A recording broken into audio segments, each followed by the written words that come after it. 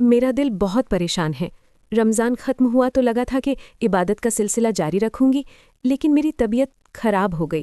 آج عید کا تیسرا دن ہے اور محلے کی باجی کہہ رہی تھی کہ اگر عید کے فوراً بعد 6 روزہ شروع نہیں کیا تو پورے سال کا ثواب ہاتھ سے نکل جائے گا۔ زویا، میرے تو ابھی 7 قضا روزے بھی باقی ہیں۔ میں اتنی کمزور محسوس کر رہی ہوں، مجھے لگ رہا ہے کہ میں ایک ناکام مسلمان ہوں۔ کیا میری پاکی کی حالت مجھے اس عظیم ثواب سے محروم کر دے گی؟ کیا مجھے اپنی بیماری میں بھی روزہ رکھنا چاہیے تھا؟ مجھے ڈر لگ رہا ہے کہ کہیں اللہ مجھ سے ناراض نہ ہو جائے۔ مہنور، میری پیاری دوست، اپنی آنکھوں سے یہ آنسو پونچھ لیجئے۔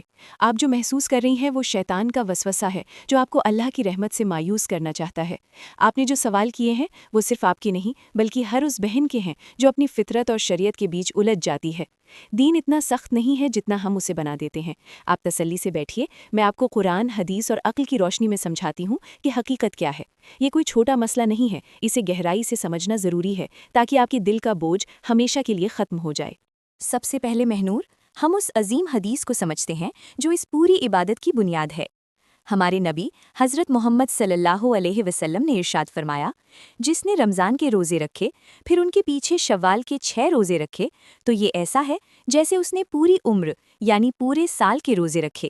صحیح مسلم 1164۔ اب یہاں ٹھہریے اور غور کیجیے۔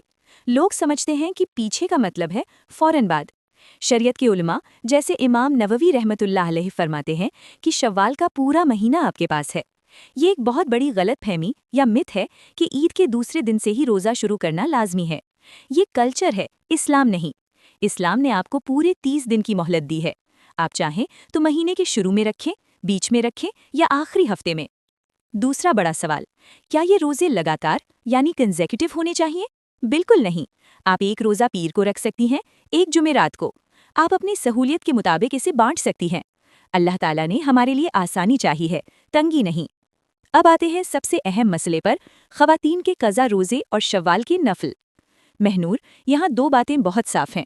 حدیث کہتی ہے جس نے رمضان کے روزے رکھے۔ اس کا ایک مطلب یہ نکلتا ہے کہ جب تک آپ کے قضا روزے باقی ہیں آپ کا رمضان مکمل نہیں ہوا۔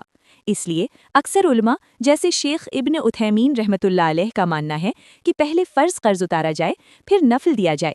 فرض روزہ اللہ کا حق ہے اور اللہ کا حق سب سے پہلے ادا ہونا چاہیے۔ لیکن اللہ کی رحمت دیکھیے، اگر کسی بہن کے قضا روزے زیادہ ہیں اور اسے ڈر ہے کہ قضا پورے کرتے کرتے شوال نکل جائے گا تو کچھ علماء کے نزدیک وہ شوال کے نفل روزے پہلے رکھ سکتی ہے اور قضا بعد میں بھی کر سکتی ہے، کیونکہ قضا کے لیے پورا سال باقی ہے۔ مگر افضل یہی ہے کہ پہلے فرض کو مکمل کیا جائے۔